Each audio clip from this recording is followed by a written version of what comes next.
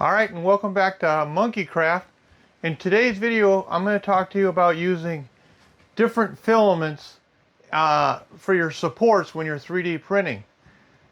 Using the different filaments allows you to separate the supports a lot easier, giving you a cleaner finish on your final product. So, in this video, I'm going to show you what I'm doing on one of my parts. I've just went through this whole process and learned this myself. I'm going to share it with you today. I'm going to show you the benefits of it first, and then I'm going to show you how to go in and do the settings in the Bambu Studio slicer to achieve these results, what settings you need to do. So let's get started here.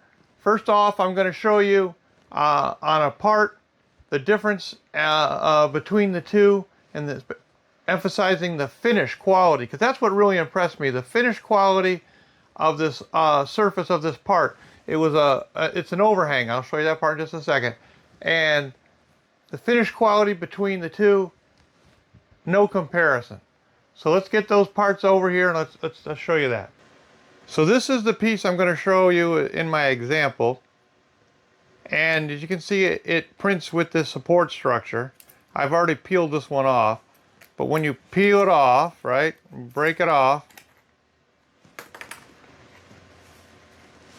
I then have to take my scraper and I have to clean it all up in here. And it's not a really good finish, as you can see, okay? Now let me show you the difference when I do the proper settings and I produce a layer. In this case, I'm using PLA for the supports, and then I put in a layer of PETG in the interface layer right here. I'll show you how to make those settings, and I'll show you the difference how clean it is when I snap it off. Let me get that part and show you that.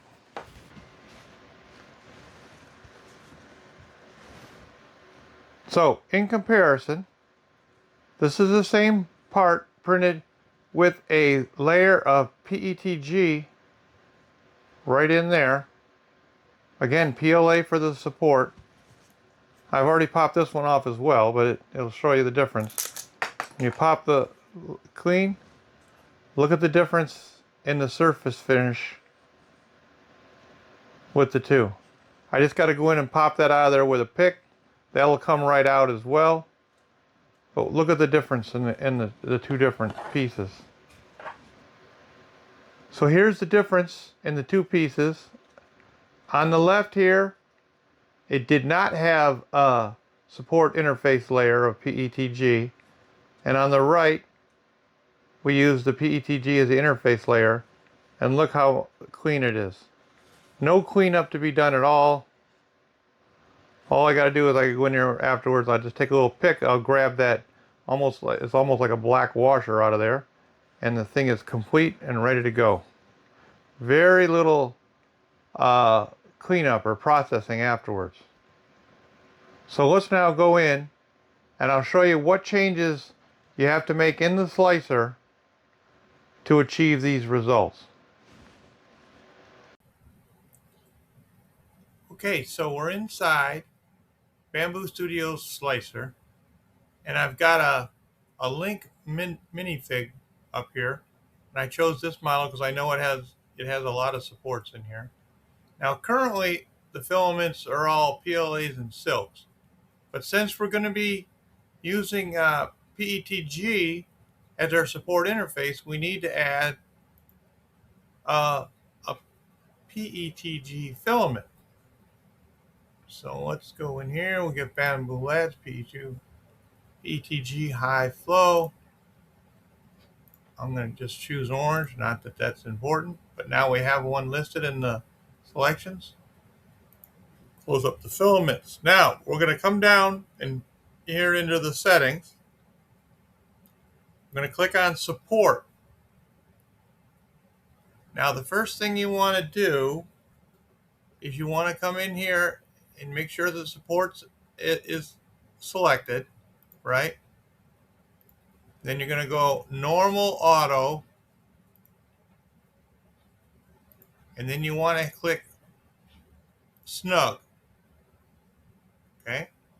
Now after that, you're going to come down to the Advanced tab here, Advanced section, and for the top Z distance, we're going to change that to 0.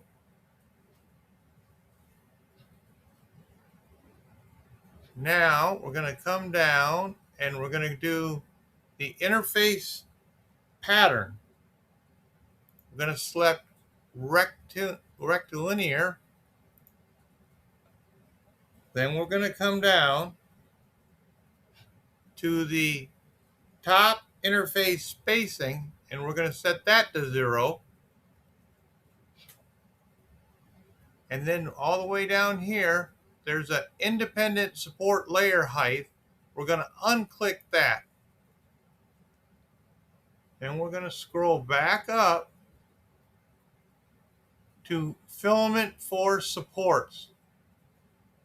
We don't want to change the actual support and the wrap base. What we want is the interface layer right here. So we're going to click on that, and now we're going to see our list of filaments, and you're going to see that we have the PETG selected. I'm going to select that, and that's the last change that you're going to have to make before you print this. So we're going to slice it now.